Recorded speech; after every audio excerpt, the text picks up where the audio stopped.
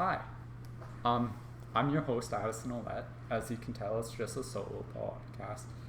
First thing, oh yeah, welcome to I Forgot Something, an ADHD podcast, where we kind of talk about ADHD, anxiety, depression, but first of all, non-expert, just a guy trying to help and, share his story, hear other people's stories, but again, bouncing from topic to topic already.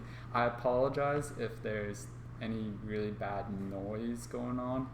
I got laundry in the dryer and I'm running dishes, but yet should have waited for that to be done. But perfect example, I was just so hyper focused and actually excited to do this.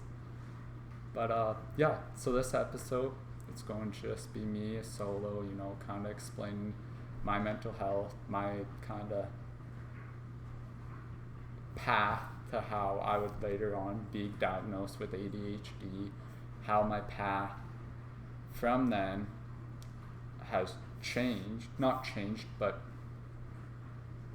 I've grown up as any person would, and just kind of how my life is still going and just what it's up to right now and how, just my story, I guess. So first, some information about myself. Addison Olette, 21 years old. I have a younger sister, mom and dad. Grown up in Canada, actually Saskatchewan area, lots of farmers and just kind of not a busy province or anywhere I lived busy. It was very much just quiet, and that's kind of how I grew up, small towns, mostly farming was the attraction. If you were moving to one of the small towns, I moved around lots. Born in Regina, moved right away to Red Deer, moved back to Saskatoon for my dad's schooling, and then after schooling, this is kind of where it kind of took off. Saskatoon at the time was the longest place I stayed. It was 7 years? I could be completely off, to be completely honest. 7 years. Then once my dad got his degree, his job opportunity opened up in Whitewood, which is a very small town and kind of middle of nowhere. But that's when kind of my whole mental health life kind of opened up. Well, my life with mental health. In the 3rd grade, I was bullied.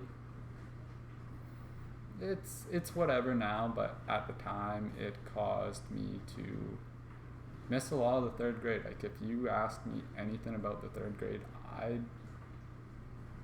don't really know.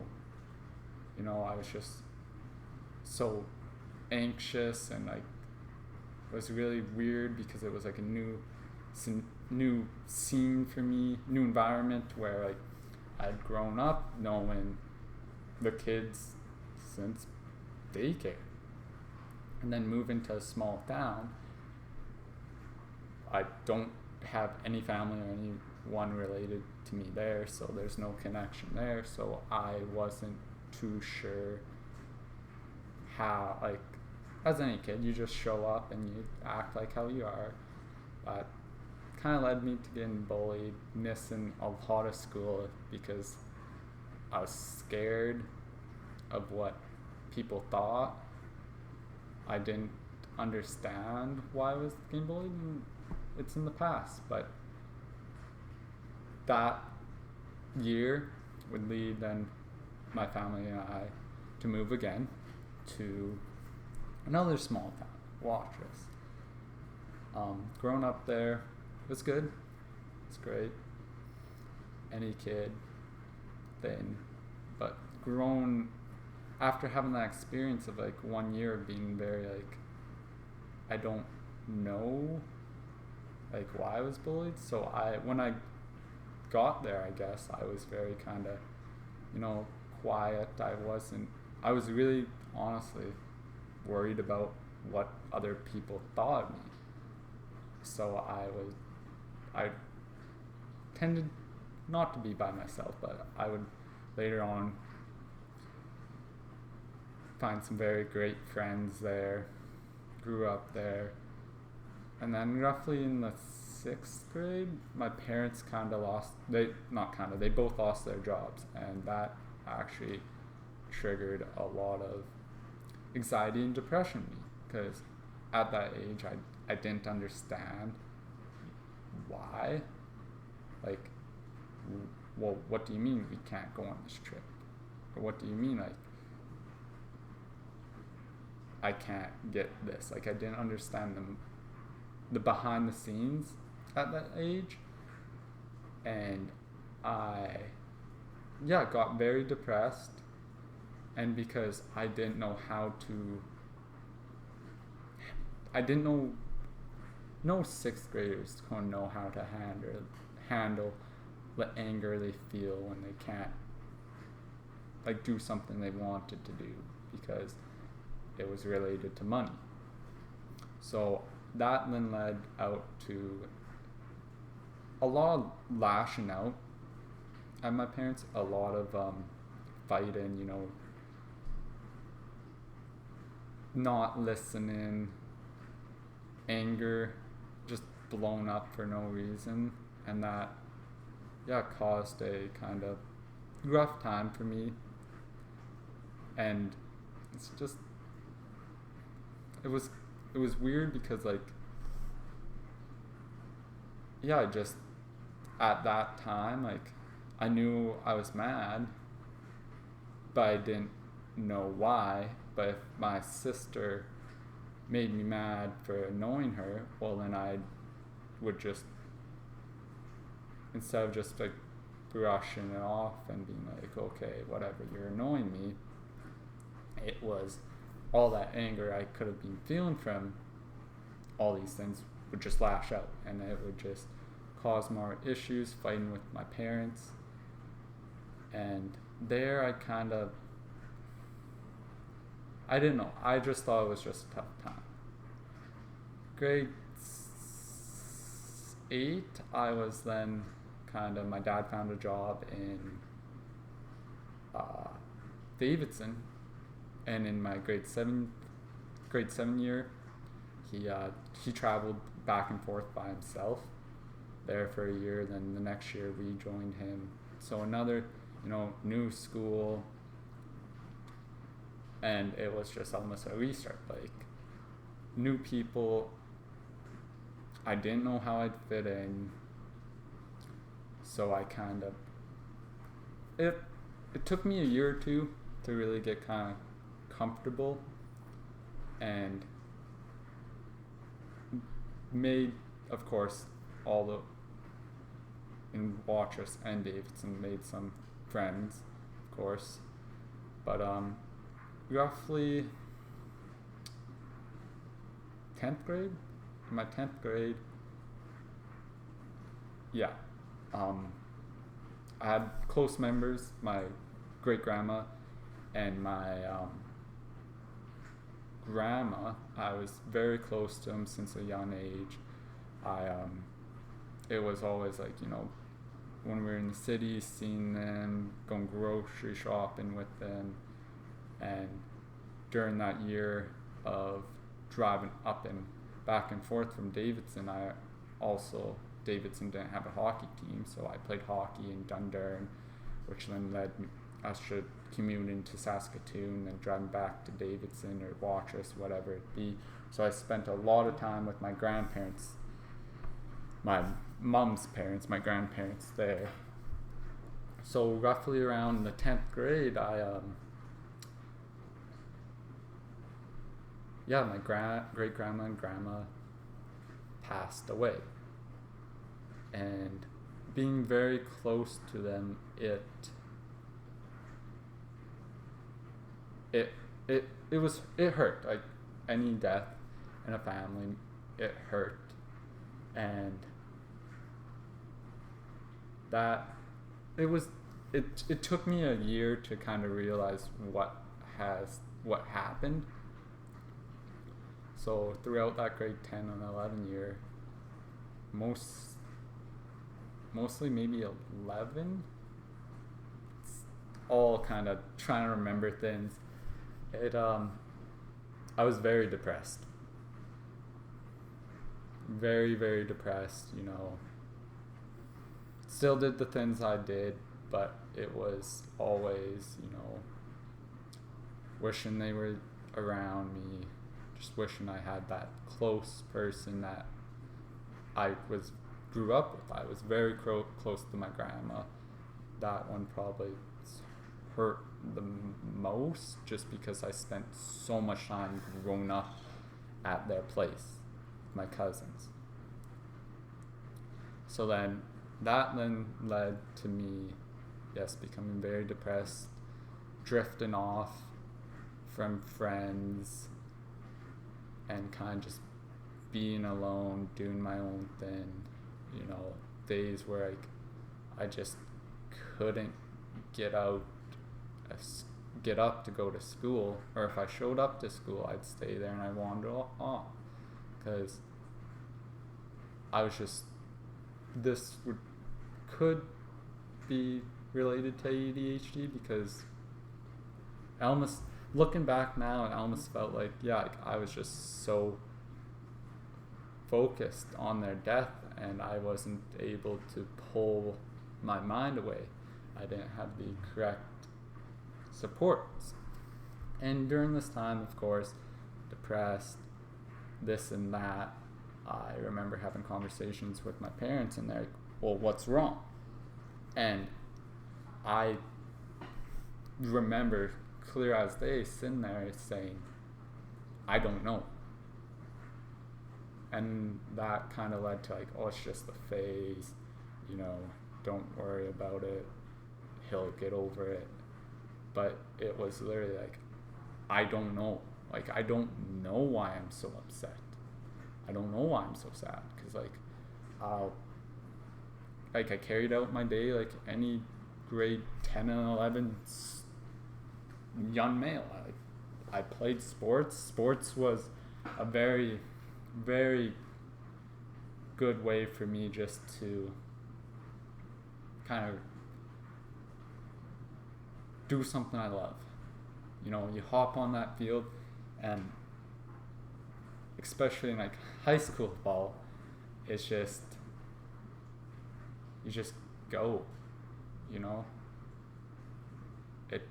you have your teammates, and it kind of it pulled my attention away, where I could just all that matters right now is just football was huge. So for me, football is just all that matters is these couple yards, or just play to get a touchdown.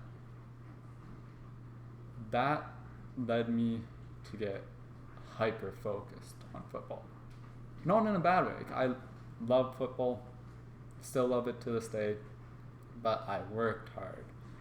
It was almost like I ate, drank, slept football, because I just had so much passion. But my parents saw all this passion towards football and my dedication there, that didn't transfer over to school. School, for the longest time, especially the older I got, so grade 11 to 12, it was more like, you know what,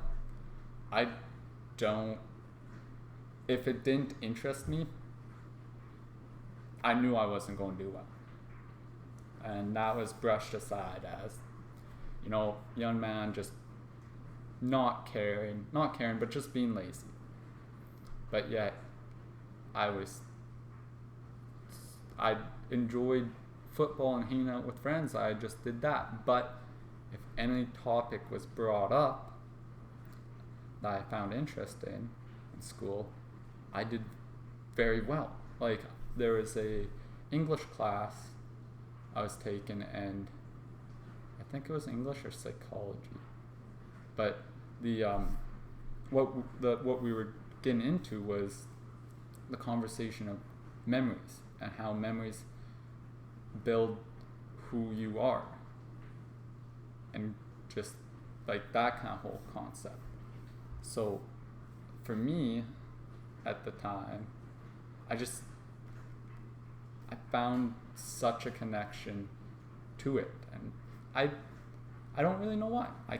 I don't know why, but like I was able to like finish like most of the paper on the first day, just because for me it was a way to kind of just like spill out and say like, you know, my grandmother passing away was hurts a lot. It's been six years, almost 5 years, going on 6. But it just gave me a spot to say like, with her passing away and like her belief in me doing anything I could do was hurtful. Not hurtful, but hurt. Because I struggled with self-esteem. I didn't know if I could do it. I didn't. But there was a person always like, no, whatever you do, you can do it. So that paper gave me the opportunity to say like, with the passing of my grandmother, it caused me to be very depressed, leaned on substances like alcohol to cope with it. Not crazy, just, you know, going out to a party and just, you know, having that feeling in the back of your head, you know, they're gone. And just realizing, oh, this drink's making me feel good. And it's making that memory kind of just go away, and I could just focus in the moment. So it just led to more drinking at parties. It wasn't like it was at home. I was just like glug glug glug. No, it was just that. But yeah, that paper kind of gave me the opportunity to express how I didn't really want to lean on that, and how a positive thing I could find was football, sports. I worked out hard. I was dedicated to it. I wanted to win. That led opportunities to be recognized for being a top prospect my year coming out in high school, and being able to join a team like South Sask Selects to go down and play football in Texas. And in that time, I didn't enjoy my experience. I can straight up say I didn't, because I was just so focused on, you know, playing the game. Like, I just want to win, you know, because my grandmother always believed I could make it to the CFL. So it's like, I just need this recognition to just do well, to get my name out there. And with my anxiety socially, I had a hard time making friends, because I was just worried about like what they thought of me. You know, I didn't know how to approach them and talk, even though we played the same sport and played the same position. I just couldn't. I was just focused on going out, having a good time. Like, there'd be times where we'd win and everyone would be getting together, but you would find me just in my hotel room with my dad, eating pizza, having a beer after the game, and just watching cops. But that paper kind of just gave me the opportunity, just to, like I've said a billion times already, just to express that. Grade 12 year came in, and still the same, you know, I'm ready for football, I'll get ready for football, school, I have to decide what I want to do. I knew I wanted to do university. I just didn't know what I wanted to do at the time. So going in there, I definitely faced struggles because science, I couldn't get, I knew every class was important, but I couldn't do it, which sounds weird, but I just couldn't, when my mind's like, oh, I could go hang out with my best friend, or I could play video games, or I could go to the gym, knowing all these things I enjoy and give me give me that good feeling, and there's this homework that I know needs to be done, but I'm just like, not right now. I want to go have fun. So leading into grade 12, my grades weren't the greatest, and I did some kind of volunteering for coaching and courses like psychology, talking about children, and I kind of started to realize, teaching, I'm working with people. I have an opportunity to make people feel good about themselves and grow as people. I liked it. I was like, yeah. So teaching was kind of my idea of, something to do in university. And I was applying at the time, and I was told, we don't know at this moment, you're not going to get in. You're not. You don't have the grades to do it. Maybe take a year of arts and sciences, and then at that time, I just had a visit with U of S, and I went with my dad, kind of took a tour of the campus. I already knew it, being in Saskatoon, didn't know all of it. We looked at the kinesiology building, and I was like, kinesiology seems okay, but I don't really know. Then we went to the arts and science, which is just your general big every class, weird, not weird, but it's just a bunch of people, and each class, math, they're not big enough to have it their own building, so they were just thrown all into this building. I went there, and it's weird because for me it almost seemed like I was just another person, another face they wouldn't recognize next time, and that kind of pushed me away from arts and science. We went to the College of Education on campus, and it just clicked. I don't know. It's weird. I walked in there and I was like, it feels right. I want to teach, but this just feels right. And talking to advisors and stuff, it actually felt like my decision mattered to them. So I ended up choosing education. But back to my grades, they weren't good enough. So it was almost like I saw this dream and being told, you might not make it. Well, that gave me that motivation, that missing piece to get my grades up higher. It was almost like, oh, wait a second. This is important. So I was like, boom. I kind of laughed because I kind of, bugged myself you locked in. But I ended up being accepted to the College of Education, and life was looking good, I was told, you need to work harder in university, you know that? I'm like, yep, I'll have that all in my mind. Get to university. First year did not go well.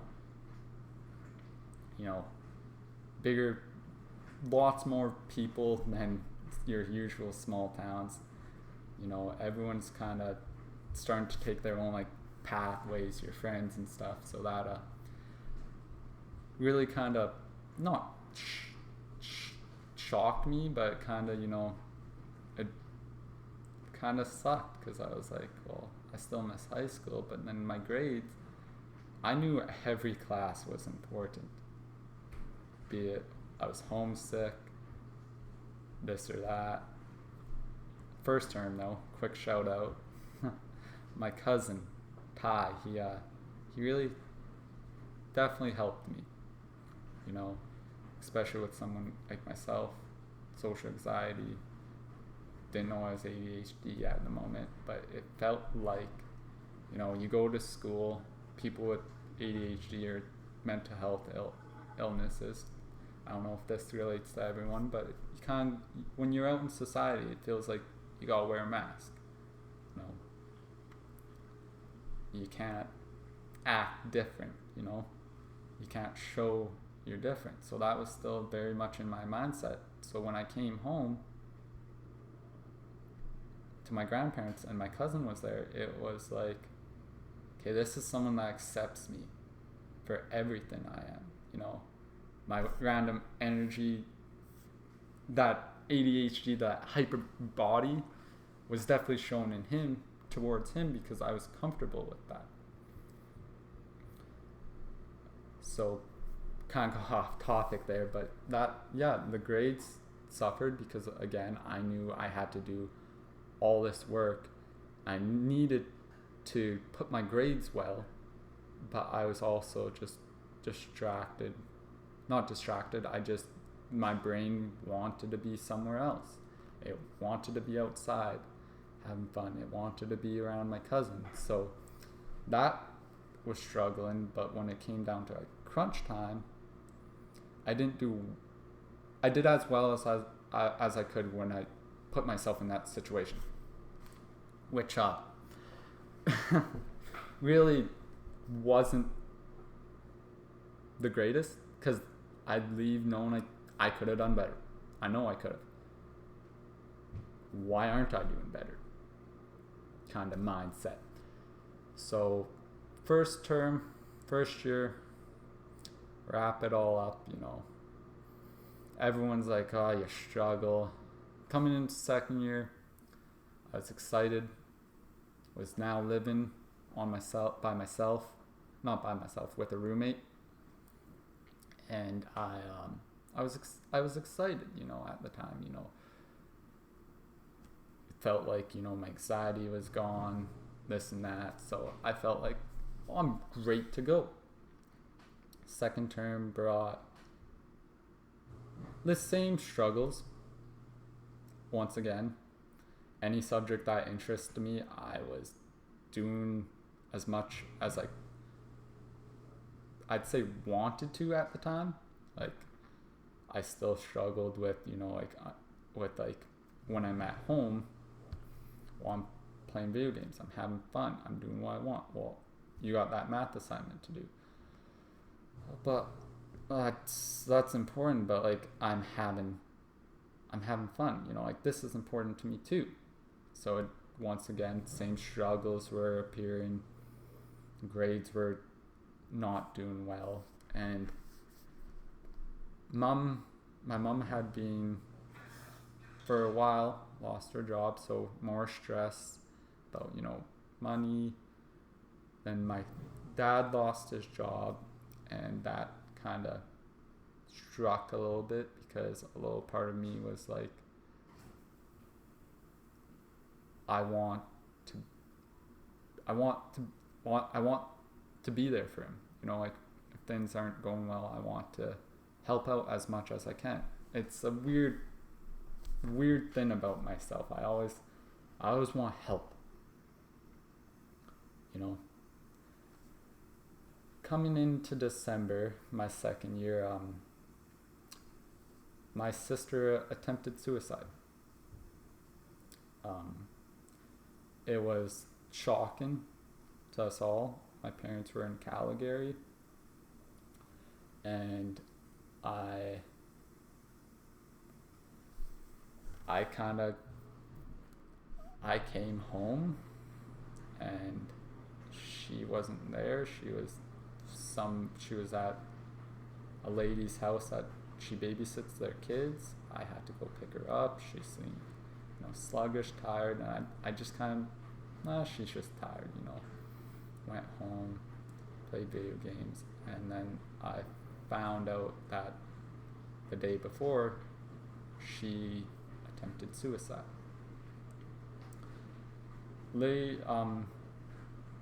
That hit hard because the day she attempted was the day I thought I should go home. I thought to myself, you know what? I haven't been home. I should go home today. And I was like, no, not tomorrow. So for that chunk, and for a while, I blamed myself. I really did, because I carry this weight where I could have done something. If I would have just been there, none of this would have happened. So I definitely, now looking back, I was super hyper focused on that during my second term in year 2, and that affected my grades, because I was just kind of focused on that or any other issues I was having during that time, and I really struggled going to class, because I was like, class is important, but I feel so down. Well, what's the one thing I know that makes me feel good? Doing what I want to do, playing video games, hanging out with friends. So I would do that instead. So that term went awful. I ended up getting required to discontinue letter from my college saying your grades are this and this, we want you basically out. Well, I was able to not rebuttal, but say, this is why. So the summer of that same year, my sister was living out with my grandparents, and we hang out, we talk sometimes here and there. I got a phone call from her saying, hey, Addie, which is a nickname she gave me, and it's kind of, she, hearing that was kind of like, it's been a while. Can you come get me? And also during this time, my lifestyle at home was not correct. I still struggled with, doing dishes. It'd sit there, I'd see them, I'd be like, I need to do them. But I'm having fun playing games, or I'm going to have fun going for the walk. But I need to do the dishes. But it was like, that way, put it off. So the roommate I lived with them for 2 years. It didn't go well. He had his issues, and I had my issues, and for a while I thought it was my fault. Some of the issues like not doing dishes and cleaning, and knowing that's all important, always saying, oh yeah, I'll do it, and I'd do it for a couple weeks and that's it. My focus would be on other stuff, and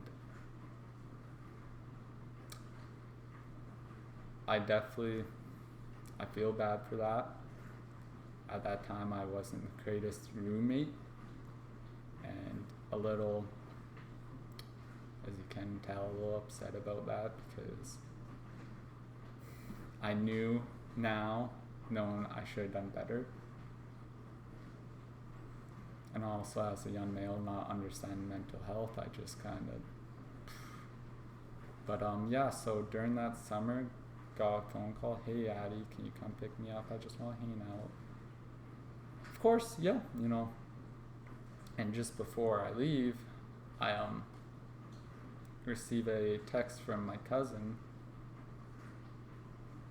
that's a nurse, and she said, hey, I was talking to Annika, but if Annika isn't okay, call 911. At this time, I sped off. Surprisingly, I didn't get a speeding ticket, surprisingly. But yeah, there she was. I was 20 years old, and I had to take her to emergency. She wasn't able to talk what happened, because she wasn't well due to the pills she tried to take.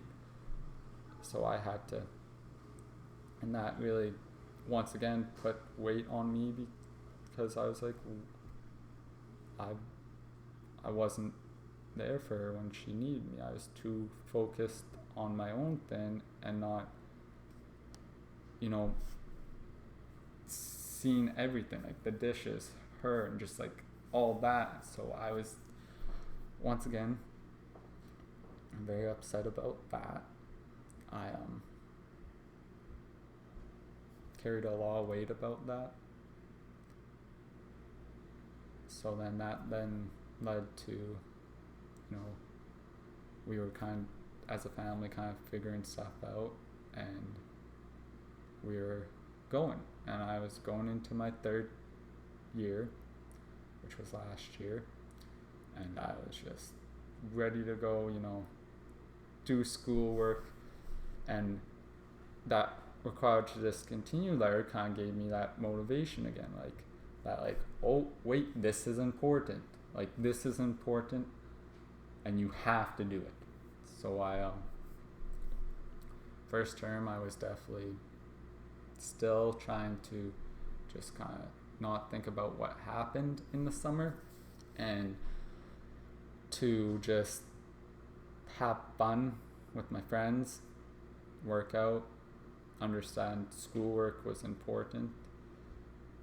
Did okay there, definitely my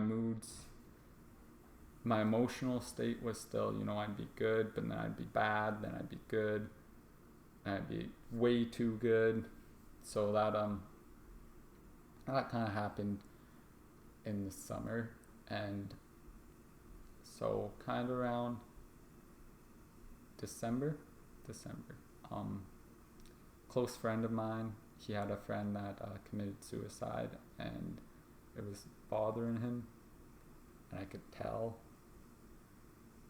but I didn't understand. I was like, I gotta focus on this and this, but I want to make sure I'm there for him. In December, I once again got a phone call saying, hey Addison, can you come pick me up? I picked him up. He said he needed to go to the emergency. I was kind of, he's a little shaky here. I know he has medical issues. It might just be because of pain. Kind of trying to, what I thought might have been happening was not what I was thinking. At the same time, I had started anxiety medication I was taking in the summer. I thought it was more just anxiety, worrying about others, because that's just what I focused about. I thought it was just anxiety about my family and this and that, and not realizing the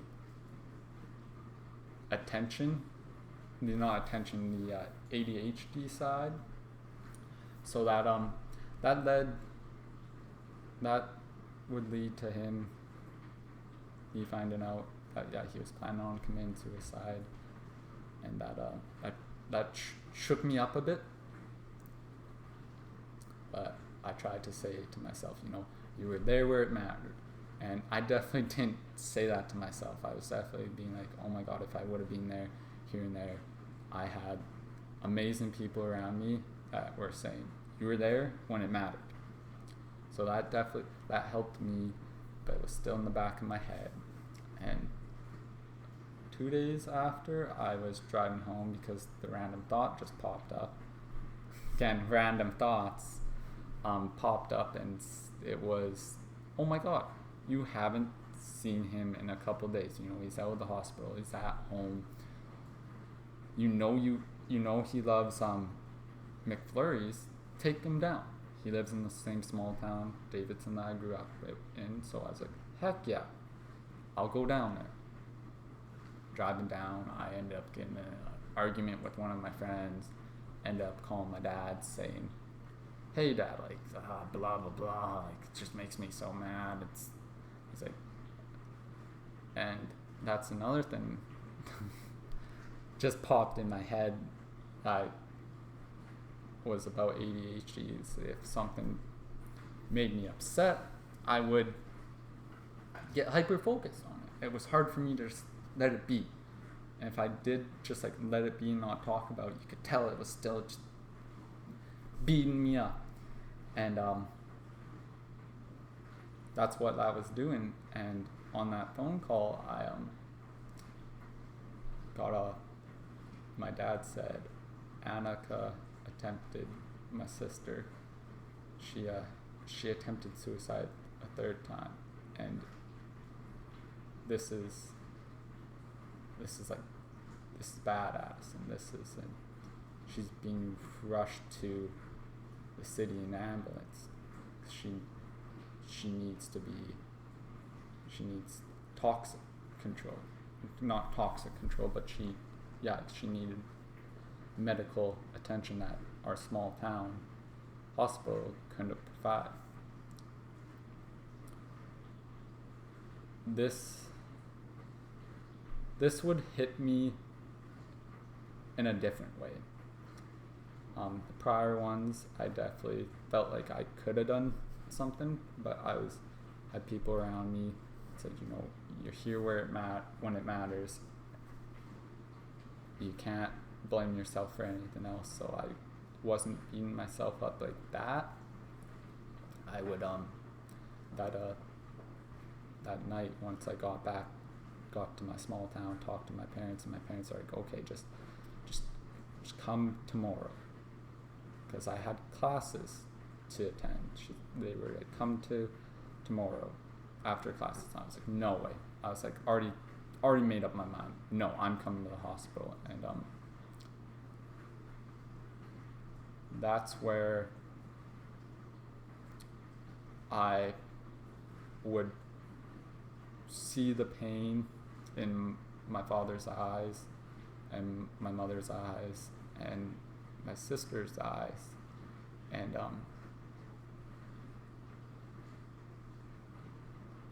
it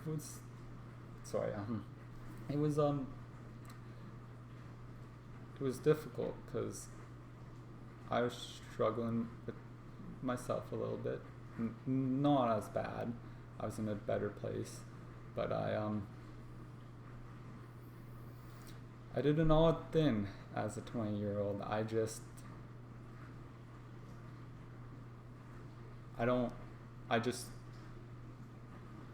In my head, I saw everyone was on the break to the breaking point, and I was like, it's time to step up. And I definitely took a lot of weight in that scenario and just tried to be positive, tried to be there for everyone and not letting my emotions show really how much hurt, how much sadness. And I would then just go home. I'd go home and cry and pass out because it drained me so much. And then for the next couple months, my sister was then put into a mental health hospital where she would be properly diagnosed. She was diagnosed with ADHD and ADD, anxiety. During that time, I had a wonderful people around me. They were there for me when I would put on that show for my parents because I wanted to show them and my sister that there's good. Look at me. I'm in university. I'm not the smartest guy on the planet at all. I struggle, but it was more for my sister to be like, Annika, I somehow in university doing well-ish. You put in so much more. That's where her hyper focus was school and mine was more having fun. Look at you, like you are an amazing person. You work hard. You can't give up. You have goals. If I'm here, sure as well you're going to be here and you're having more success than I will in that aspects of grades. And during that time, I decided to stop taking my anxiety medication. Once my sister kind of got her mental health issues worked up, and her proper diagnosis, mine that I was trying to hide started to show. I have amazing people around me, and there was a person, I won't name her name, but they were there for me like a lot. They were there for me when I was not okay at all. I would have emotional outbursts where I was very confident, good, and then the next second I could be depressed, questioning suicide. And then there'd be times where it'd be okay. And those emotions, one could happen each day, one could happen in the whole day. All those emotions could happen in a whole day. And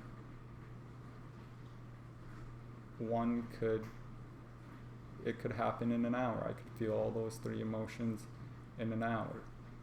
And that person was there for me. I had lots of people there for me, and I'm sorry, it just meant a lot to me. It means a lot to me right now, because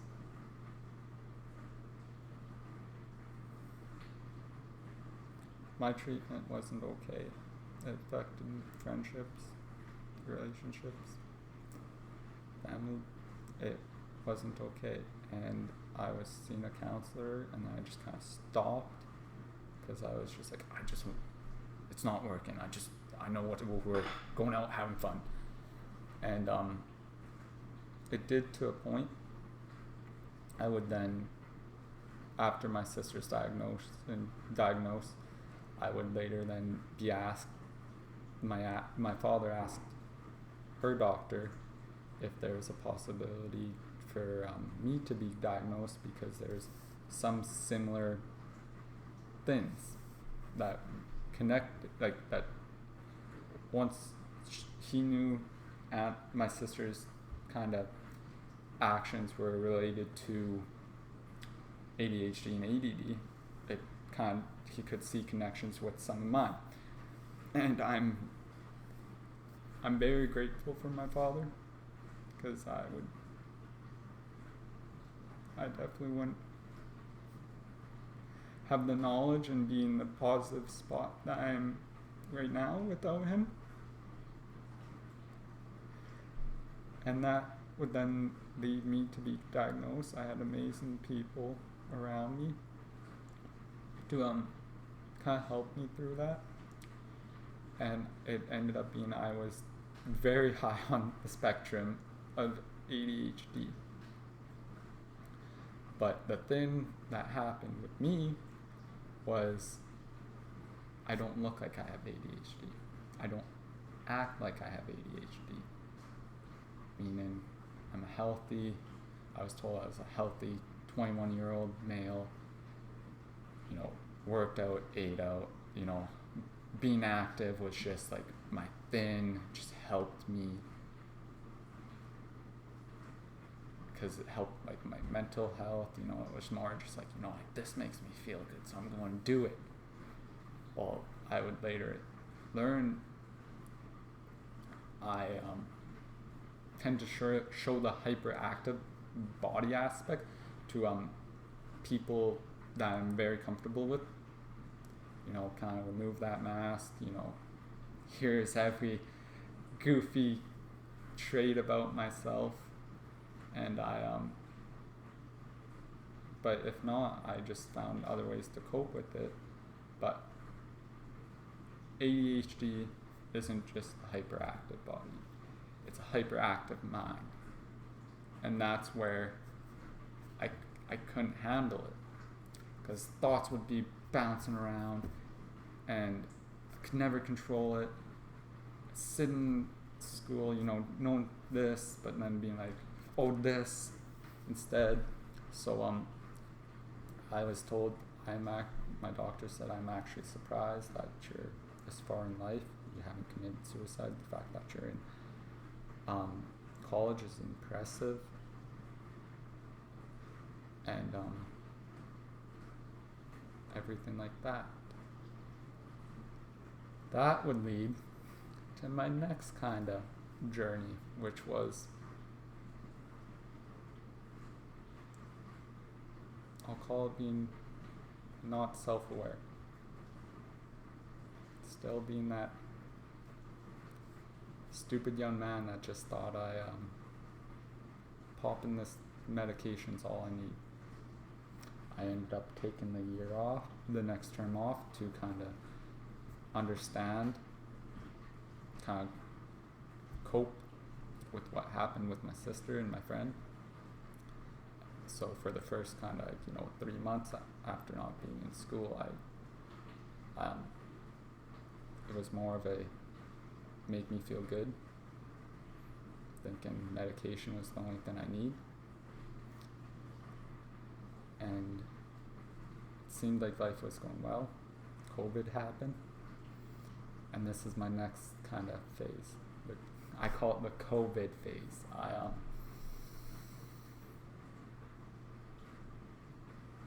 I had an increase of my medication. Looking back now, I could see some issues kind of coming, but then it really happened in a month of COVID. It was maybe the second, when everything was really locked down. I had responsibilities I need to get done. I needed to find a new roommate. I needed to, at the time, apply for jobs. I knew that was important, but once again, still that, even when I was on medication, it was just like, oh yeah, it's important, but like it was still like I was acting as if I didn't know my mental illness yet. So that led to not looking for jobs, money issues, this and that, more stress, just trying to have fun, just trying to balance myself without really taking care of myself mentally and understanding why. So that happened in a month in COVID. Stuff kind of happened in my life, and one day I don't even know what came across. I was struggling with depression and anxiety because all I could do was play video games. All I did was play video games, be it 7 hours straight. I knew I needed to work out because it helps me. I knew I needed to eat. I knew I needed to apply for jobs, find a roommate, find a new place, figure that out. But I was so focused on just, get up and play video games. And that affected me. That led me to being depressed, looking at myself in the mirror and seeing I lost weight, and me being hyper focused on that and affecting myself, love for myself, and that led to affecting other areas in my life, and then it just got bad, would then lead to some life events happening, and I would then, one month, I was just like, one day, I don't even know why, I was like, I don't even like playing video games. Like, I'm not having fun. Why am I doing this? Why aren't I doing something else? But then I'd continue playing video games. Because I was like, it was almost like I was brain dead. I was just so focused on video games. Lead to a month in, I kind of decided, you know what, like, I don't like this. I don't like this about what I'm doing. This isn't healthy. And people in my life were telling me that at the same time. I definitely wish I would have communicated or had that self-awareness to be like, I don't know what's going on, but I know this isn't okay. I gotta figure this out. Comes with growing each day, I guess. But so I started to look after myself.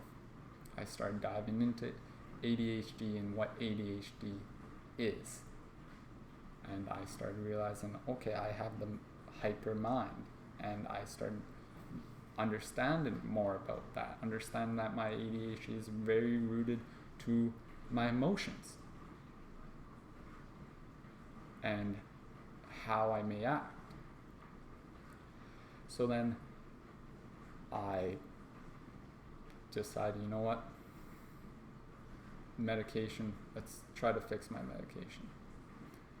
I kind of explained to my doctor I've been very anxious with what's going on.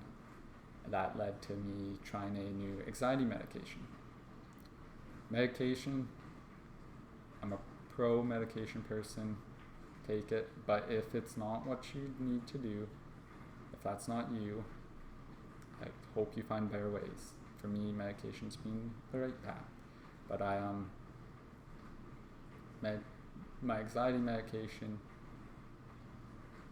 affected me for a long time until recently because your body's getting used to it. So I wasn't getting enough, so I would have highs, like where everything's good, and then I'd have lows. And the problem with my lows were I'd get upset and I'd get hyper focused on it, and I'd just drive myself even more upset. And then that's when I discovered maybe my anxiety medication isn't high enough. I contacted my doctor and I noticed, okay, it's up. And then going on that path, it started to get better, but I was starting to realize I had to be very, very strict with myself with what I wanted to do.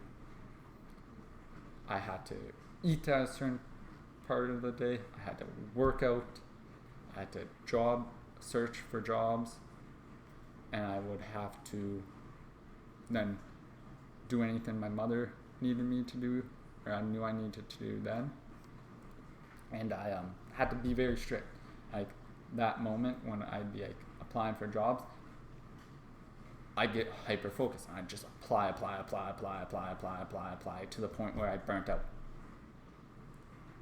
And I was noticing like I keep on doing these things until I'm burnt out of it, and not really, even the things I enjoyed, I wasn't enjoying, because it was more like of a chore for me to be like, okay, do this so your mind doesn't get hyper focused on something. I then contacted my doctor, realized my medication was too high. I was being too focused. So we dropped it. We dropped to what it was at first. And I cried a lot that day. I'll admit, I cried a lot that day because I didn't feel like I had to be strict. I'd get my odd hyper focused about football or this or that, but it was okay. Like, I didn't feel like I needed to be so strict with myself. And then it was more like I still kind of get distracted, but I was like, okay, I need to do this. But that was a very tough time, that kind of period with my medication. I wasn't the greatest friend to my close best friend.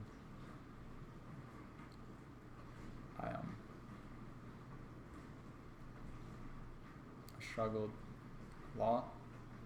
I'm not trying to create a pity case, oh poor Addison. I'm just explaining my pain, so no one has to do it, if that makes sense. No, I don't want someone to hurt if they don't need to. But so that was a kind of eye-opener for me. Once my medication got figured out, I realized, okay, structure's good. Okay, wake up, take your medication, eat, work out if you're feeling it. If not, kind of do active stuff throughout the day. Okay, cleaning the dishes doesn't give you that enjoyment, but it's important. So it's just like building routines, just getting used to doing dishes even though you didn't want to. And then it just turned out into less being like, forcing myself and just cause of habit, looking after myself. And that's kind of transferred to where I am now. I'm back on living on my own with my sister. And I've noticed those skills that I was building towards for this point are just transferred easily. And it's something that if it works for you, I definitely recommend. But also during the time of getting my medication figured out, as you saw in my first episode, I joined an ADHD men's support group. A huge shout out to everyone there. It was a group where I felt welcome. I didn't need to wear that mask, and I felt accepted. And I'm very blessed to be a part of that. But that group very much helped me in just learning about your mental health. I encourage, during this kind of like my story with ADHD is I went on thinking, not understanding, to knowing, to thinking a pill would just help, which is not true. Which then led to me growing as a person and looking out after my mental health, doing things I enjoy, understand, yes, I'm going to hyper-focus at some points, but it's okay. To an extent. Make sure it's proper. Being it, keeping my room clean. And just that stuff. And it's been kind of crazy 21 years. By all means, I'm not sitting here saying I'm perfect. I know everything about ADHD, look at me, haha. No, I don't. I'm just a 21-year-old guy that's trying to help people not struggle by telling a story and hoping his pain can connect to people. Be like, oh, wait a second, I feel that. I should maybe be more aware of my mental health. And I guess now, just to kind of wrap it up, kind of just discuss where I'm at now and where I'm looking forward. I'm going into school, I'm excited, still nervous because it's online. How much is it going to require out of me? This and that. So that's been a kind of struggle. But I definitely not sitting here like I said I'm perfect, look at me. No, I need to work on things. I know I do. There's stuff I try to work on. Understand people's boundaries, offer to help. If they accept it, that's good. If they don't, that doesn't make you a bad person. You offered, and for them, maybe they just they don't need it right now. To just respect that and let them know, like, no matter what, I'm just a call away, just a text away, and just kind of that. I'm a big believer of I always wanted to feel accepted, and that's been a kind of but each day of learning. Then you gotta accept yourself first. I try to accept myself for everything. I overthink. I have some days self-esteem issues, and just realizing, okay, it's everyone can deal with it. For someone with ADHD, they might get hyper-focused on it, or the thoughts will randomly pop up, but it's more like if the thought comes up, or if you catch yourself overthinking, just breathe. I actually, for myself, I like to be in my car. It makes me feel like my body's finally keeping up with my head.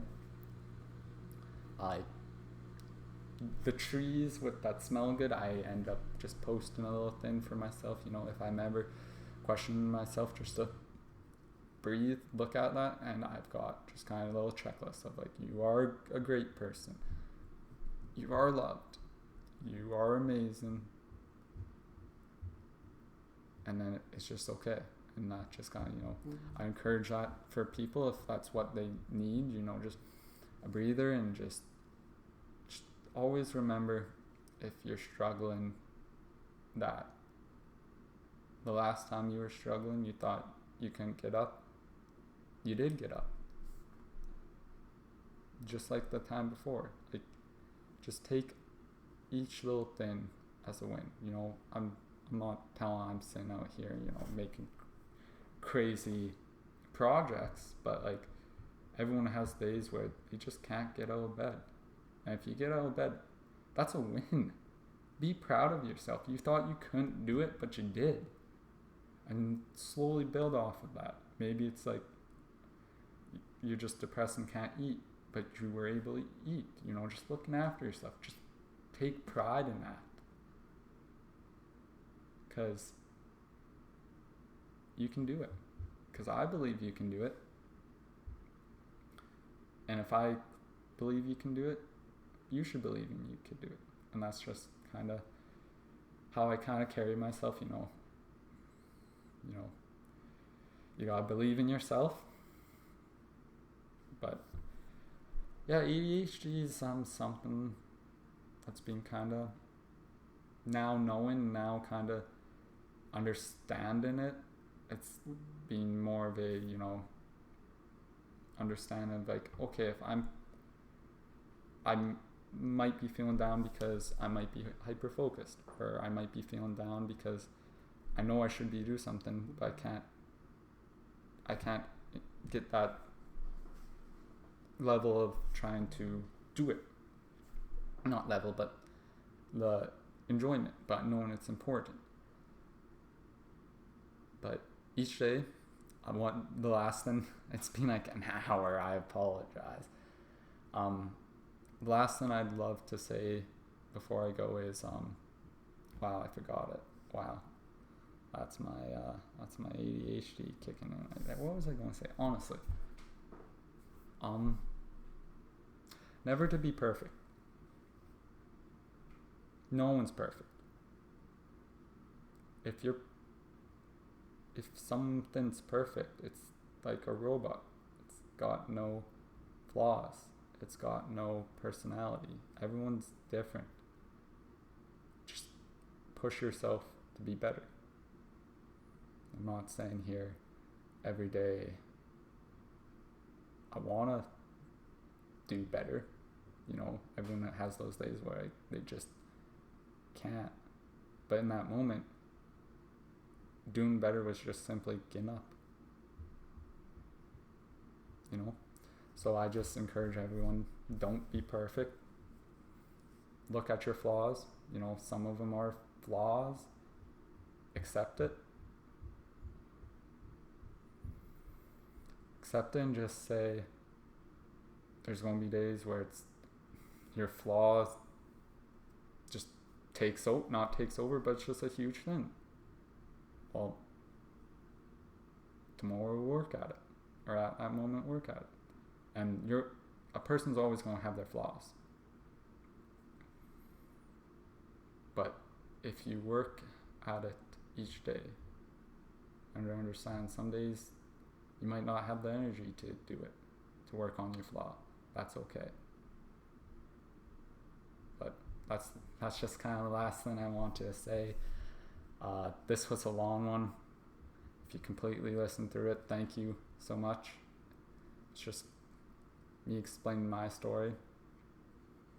Hopefully encouraging others to take care of themselves. Show that if I'm able to do it, I know you're able to do it. I might not even know you. But if I can do it, you can do it. But thank you. Thank you for listening to this episode of I Forgot Something. I'm your host, Addison Olette, and I hope you have a great day and just smile. Smile and be happy with yourself. Love yourself. Bye.